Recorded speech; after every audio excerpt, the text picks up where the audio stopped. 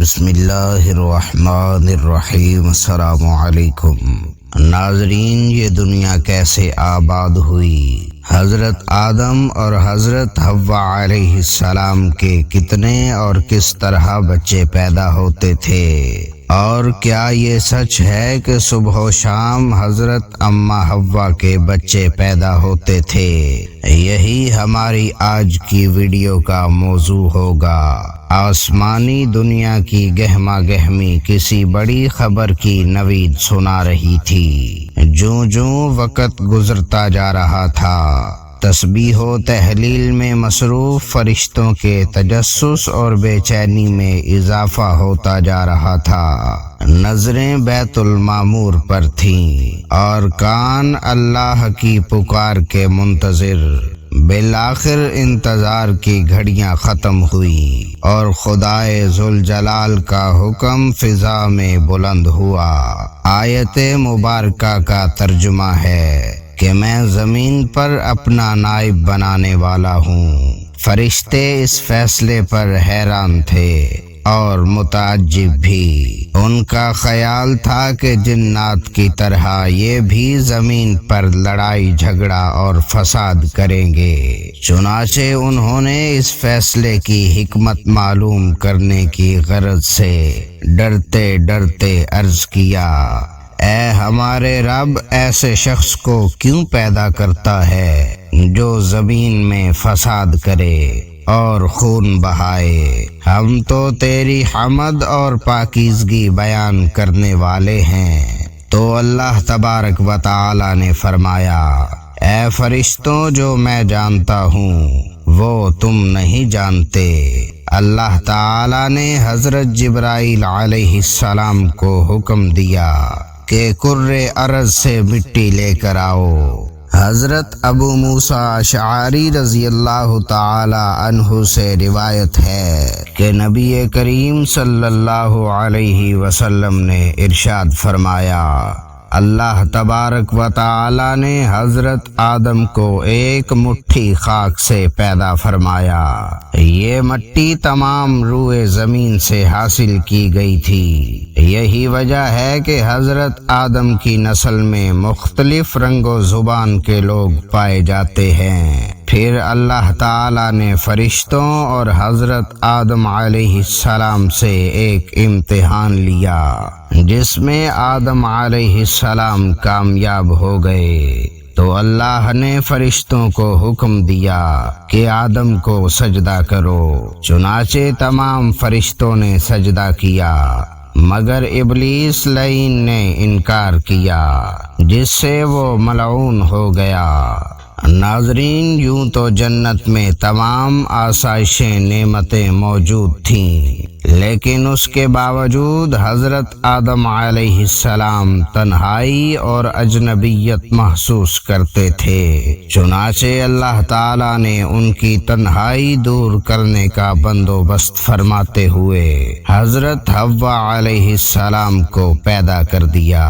حضرت ابن عباس رضی اللہ تعالی عنہ سے روایت ہے کہ حضرت حوا کو حضرت آدم علیہ السلام کی بائیں طرف کی پسلی سے پیدا کیا گیا جبکہ وہ سو رہے تھے۔ پھر اللہ تبارک و تعالی نے حضرت آدم علیہ السلام کو حکم فرمایا کہ وہ اور ان کی بیوی جنت میں سکونت فرمائیں، اور فرمایا جہاں سے چاہو بلا روک ٹوک کھاؤ، لیکن اس درخت کے پاس نہ جانا ورنہ تم ظالموں میں سے ہو جاؤ گے۔ حضرت آدم اور حضرت حوا علیہ السلام بڑے آرام و سکون سے جنت میں رہنے لگے۔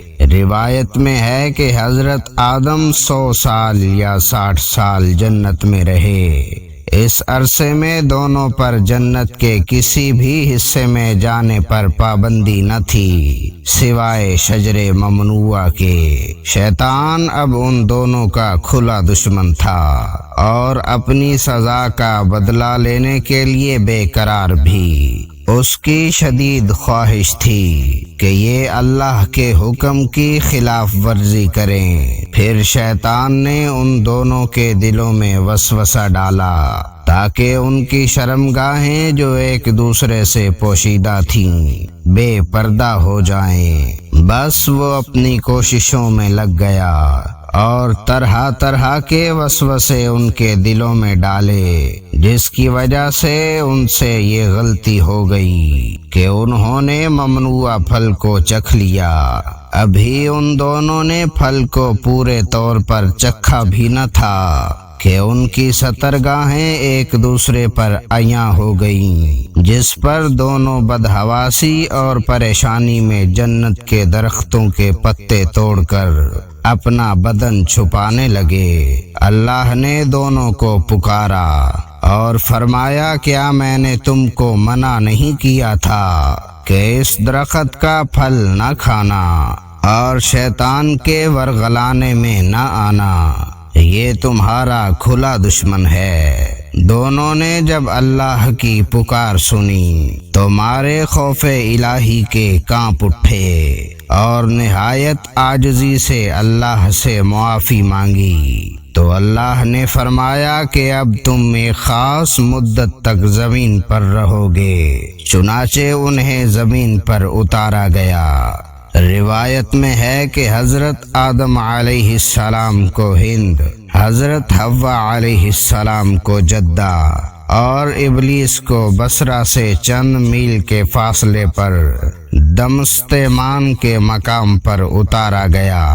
حضرت سدی رحمت اللہ علیہ فرماتے ہیں کہ جب حضرت آدم علیہ السلام جنت سے ہند میں اترے تو ان کے پاس حجر اسود تھا اور جنت کے درختوں کے پتوں کی ایک مٹھی بھی تھی۔ پھر حضرت آدم علیہ السلام نے ان پتوں کو زمین پر پھیلا دیا اور یہ خوشبودار درخت ان پتوں کی ہی پیداوار ہے۔ حضرت ابن عباس رضی اللہ تعالی عنہ سے مروی ہے کہ حضرت جبرائیل علیہ السلام حضرت آدم کے پاس آئے اور گندم کے 7 دانے ساتھ لائے۔ حضرت آدم علیہ السلام نے پوچھا، یہ کیا ہے؟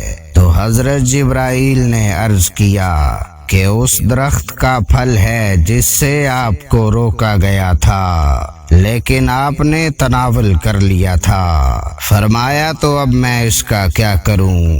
عرض کیا کہ ان کو زمین میں بو دیجئے۔ حضرت آدم علیہ السلام نے بو دیے اور وہ دانے وزن میں اس دنیا کے دانوں سے 1,00,000 درجے زیادہ تھے۔ وہ دانے اگے۔ حضرت آدم علیہ السلام نے فصل کاٹی، پھر دانوں کو بوسی سے جدا کیا، پھر صفائی کی، اسے پیس کر آٹا گوندھا اور روٹی پکائی۔ اس طرح محنت و مشقت کے بعد اسے کھا لیا۔ حضرت آدم علیہ السلام زمین پر آنے کے بعد نہایت شرمسار اور افسردہ تھے۔ پھر حضرت حوا علیہ السلام سے علیحدگی نے بھی سخت پریشانی میں مبتلا کر دیا تھا۔ روایت میں ہے کہ آپ ایک طویل عرصے تک اللہ کے حضور گڑ گڑاتے فریاد کرتے اور آنسو بہاتے رہے، یہاں تک کہ اللہ تبارک و تعالی کو ان کی اس عرض گزاری پر رحم آ گیا۔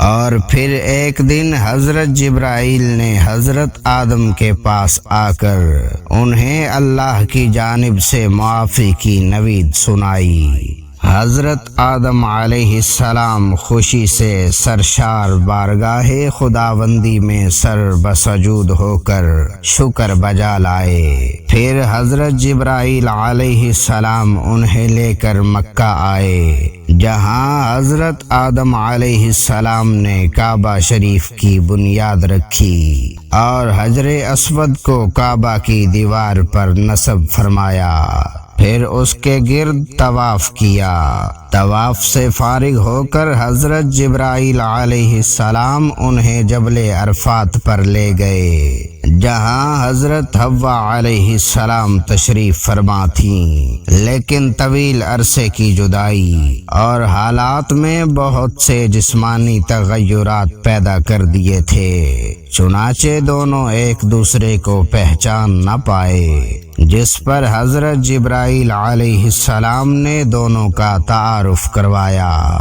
حضرت آدم اور حضرت حوا کی ملاقات کے بعد اللہ نے انہیں اولاد کثیر سے نوازا۔ پھر اس کے بعد حضرت آدم علیہ السلام حیات تھے، یہاں تک کہ آپ علیہ السلام کی زندگی میں آپ کی اولاد اور اولاد کی اولاد کی تعداد 40,000 تک پہنچ گئی۔